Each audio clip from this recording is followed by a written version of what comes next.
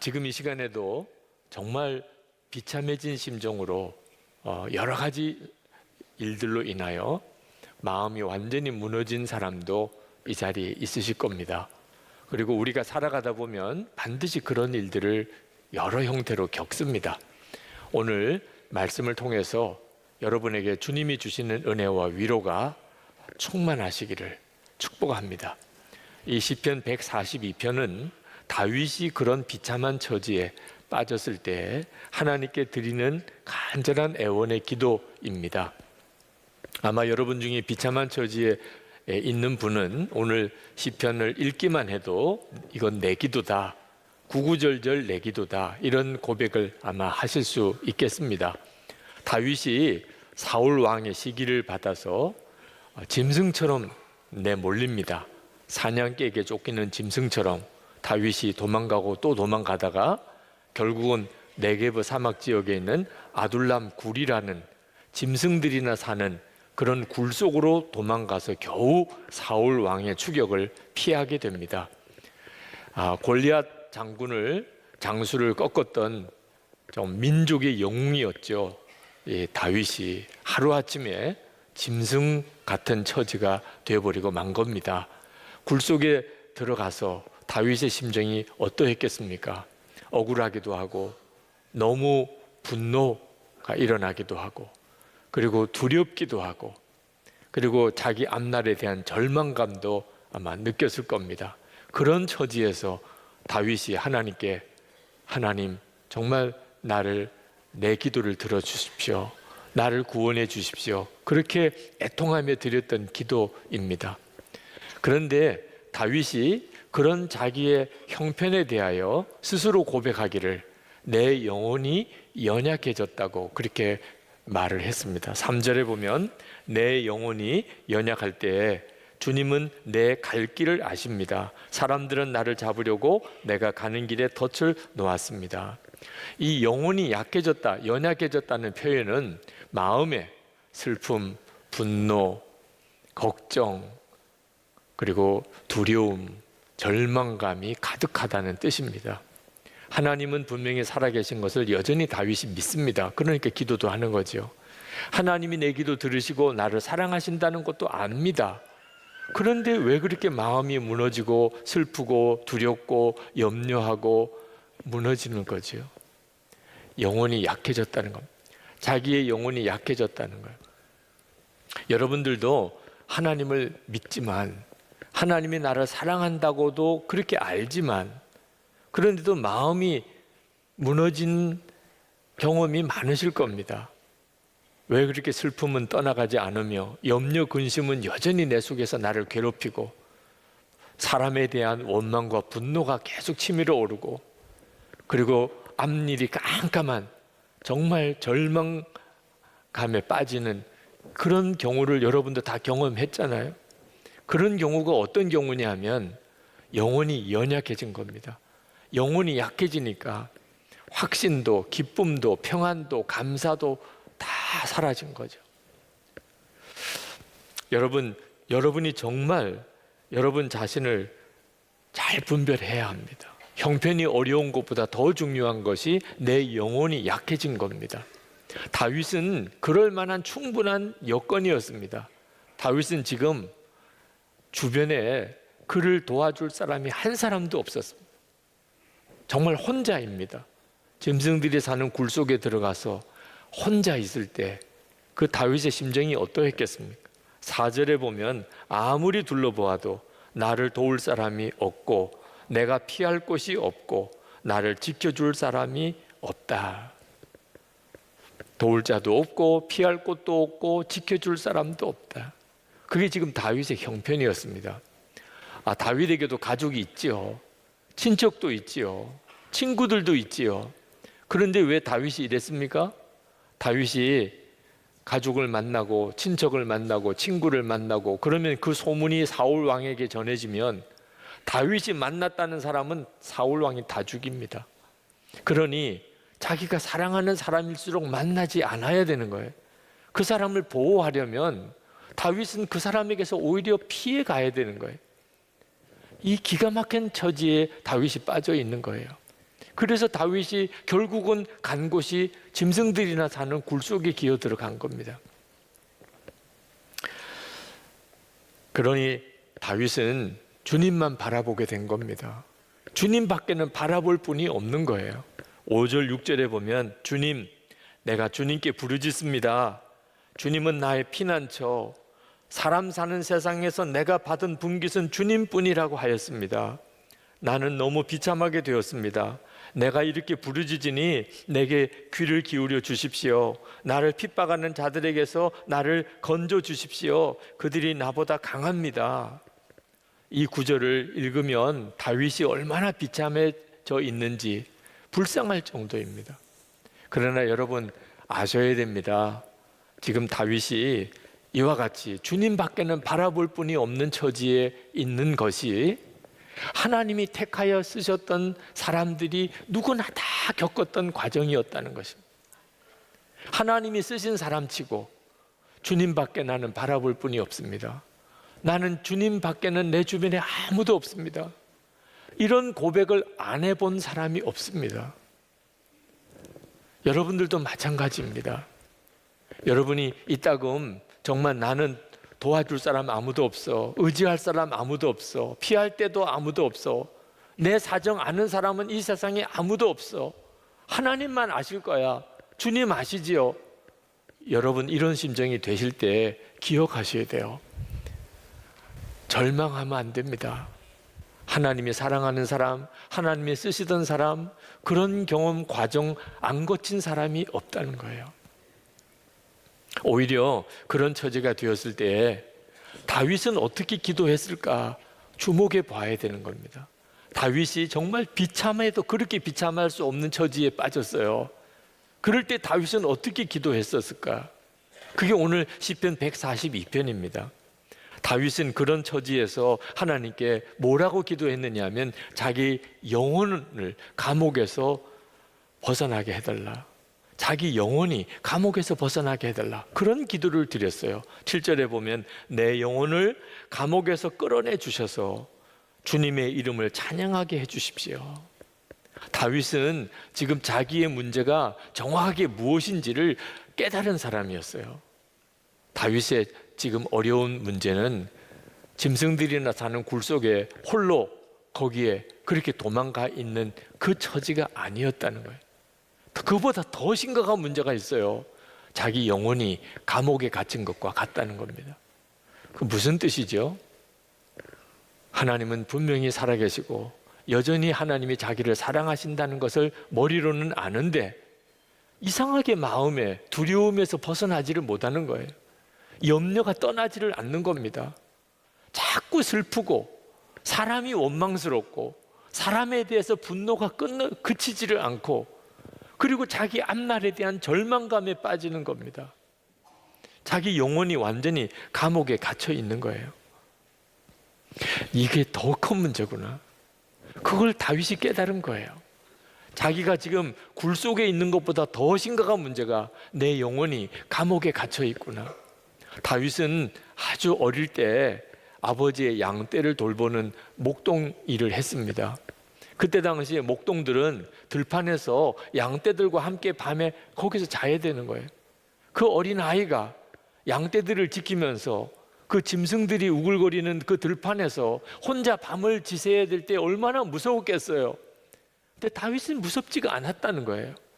그때 하나님을 바라보면서 다윗은 그 들판에서 양떼들과 혼자 있을 때 비파를 타면서 찬양을 하나님께 드렸었습니다. 소년이었을 때 골리앗과 싸웠습니다. 그 정말 무시무시한 일이잖아요. 구척 거인 골리앗 앞에 소년 목동이 서 있는 겁니다. 그런데 다윗은요 무섭지가 않았다는 거예요. 그 골리앗을 보면서 다윗은 담대하게 이렇게 외쳤습니다. 너는 칼과 창과 단창으로 내게 나오거니와 나는 만군의 여호와의 이름 곧 내가 모욕하는 이스라엘 군대 하나님의 이름으로 내게 나아가노라. 그렇게 외치면서 달려가서 골리앗을 물맷돌로 거꾸로 때렸습니다. 그랬었어요 다윗이. 그런데 왜 지금은 이렇게 내 마음이 비참하고 두렵고 막막하고 슬프고 분노가 해결이 안 되고 이렇게 절망스러운 걸 다윗이 알았어요. 이게 더 큰 문제다. 내가 지금 굴 속에 있는 것보다 더 큰 문제가 내 영혼의 상태가 완전히 지금 감옥에 갇혀 있구나.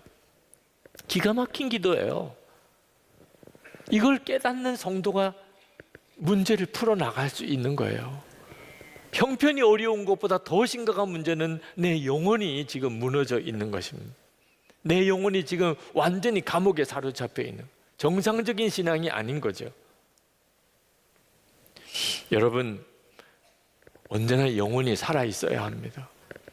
우리도 우리 마음을 잘 살펴야 돼요. 항상 있어야 한다고 말씀하셨어요. 믿음과 소망과 사랑, 정말 여러분 안에 항상 있습니까? 평안, 기쁨, 감사, 성도라면, 하나님을 믿는다면, 하나님이 천지를 지으신 하나님이신 것을 진짜 안다면, 주님이 내 안에 거하시는 것을 정말 내가 믿는다면 당연히 평안, 기쁨, 감사가 있죠.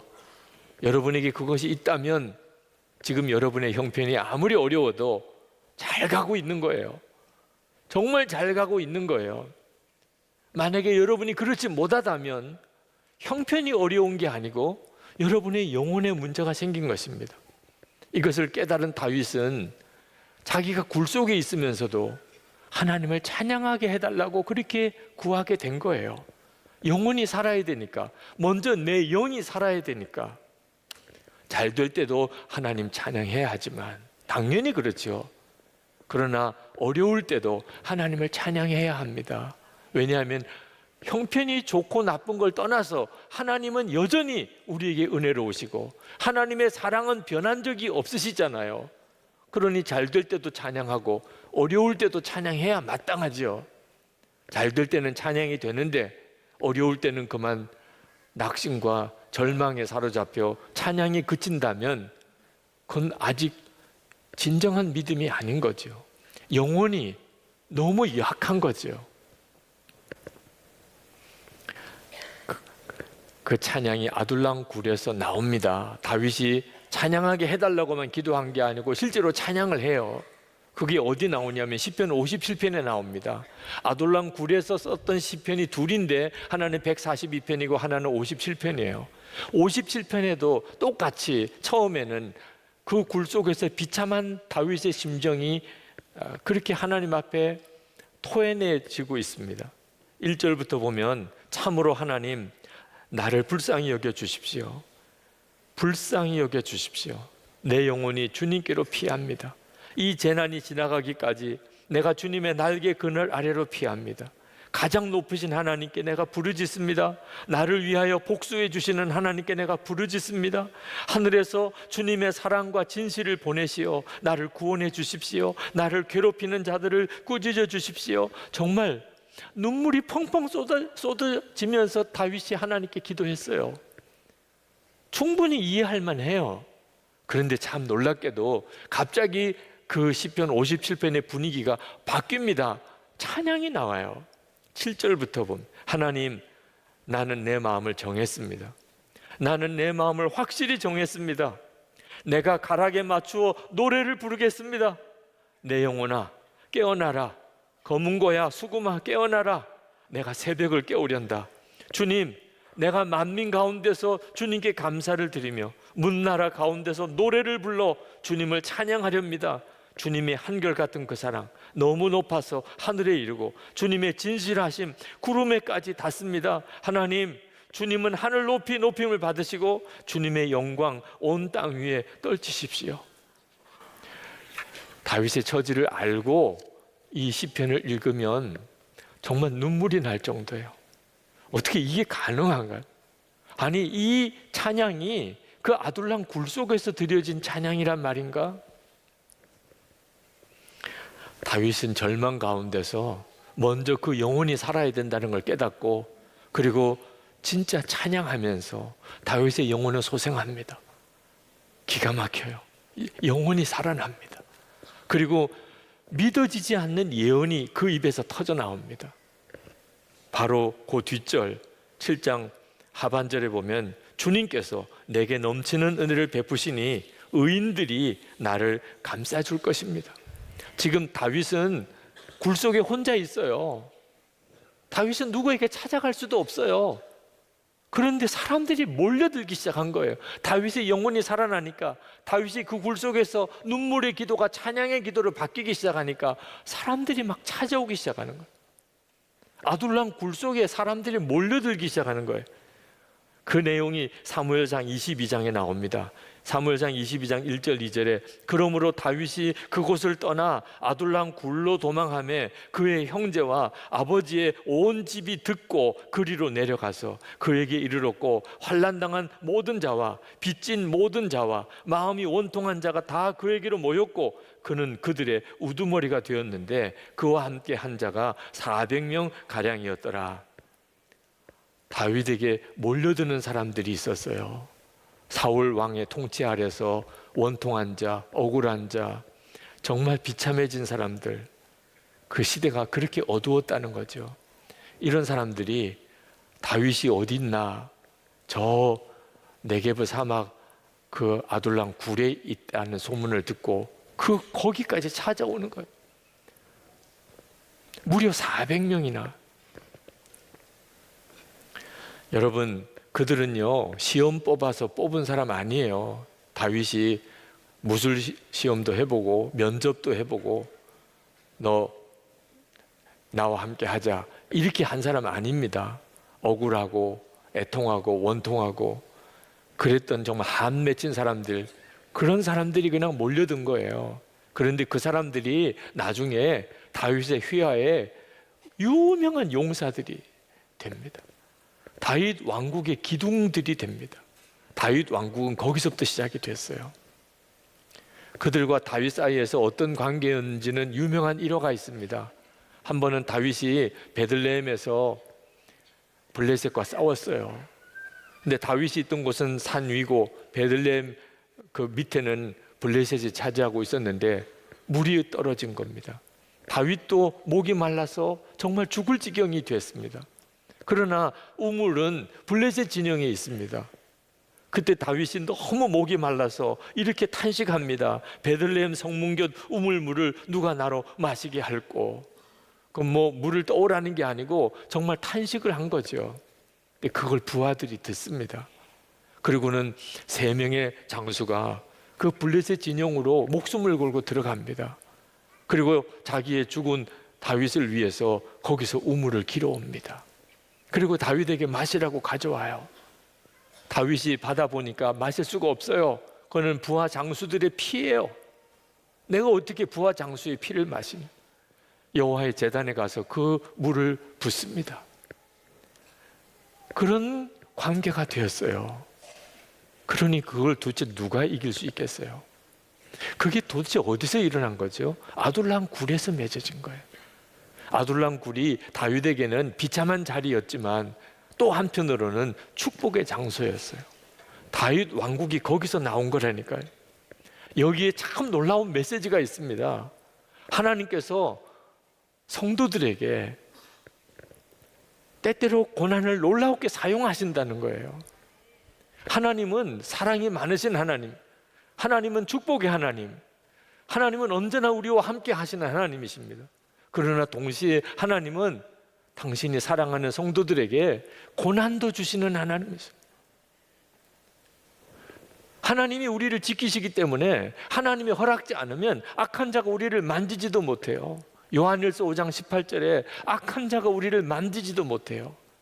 그래서 예수님께서 천국 복음을 막 전하고 다니실 때 때가 되지 않을 때는 유대인들이 예수님을 건드리지도 못했어요.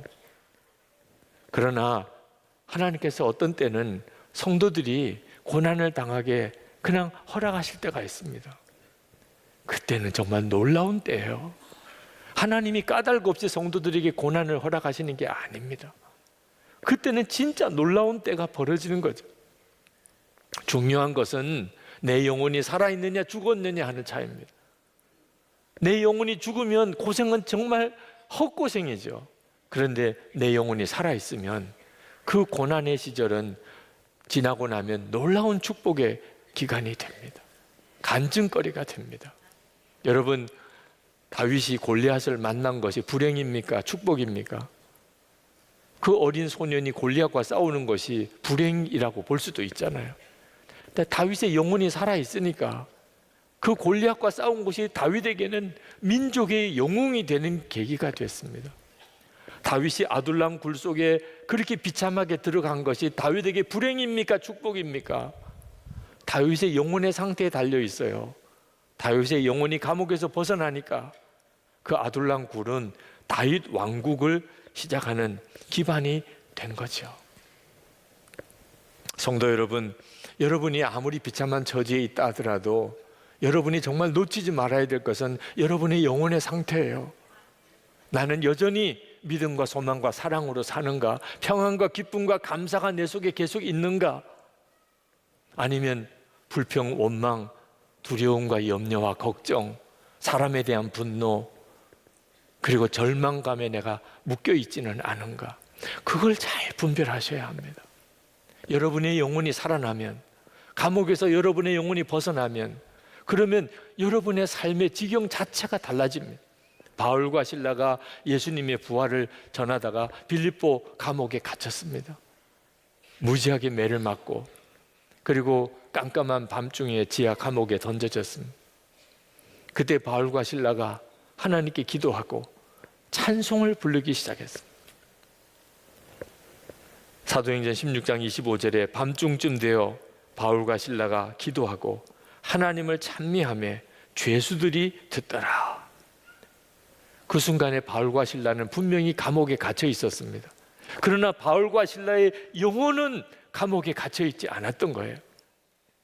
그들의 영혼은 자유했습니다. 찬양할 수 있었어요.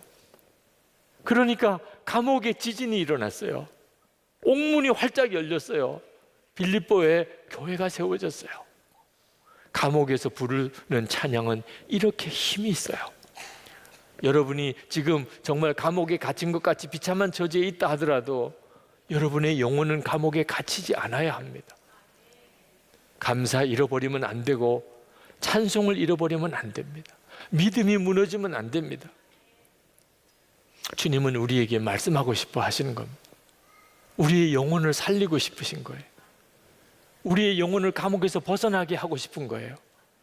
슬픔, 좌절, 절망, 두려움, 염려, 미움, 분노, 여기서 우리를 벗어나게 하고 영혼이 감옥에서 벗어나게 하시는 시간에, 그러면 얼마든지 하나님의 역사가 나타나요. 오늘 이 시간에 연약해진 여러분의 영혼이 힘을 얻으시고 여러분의 영혼이 감옥에서 벗어나는 놀라운 은혜가 있기를 축복합니다.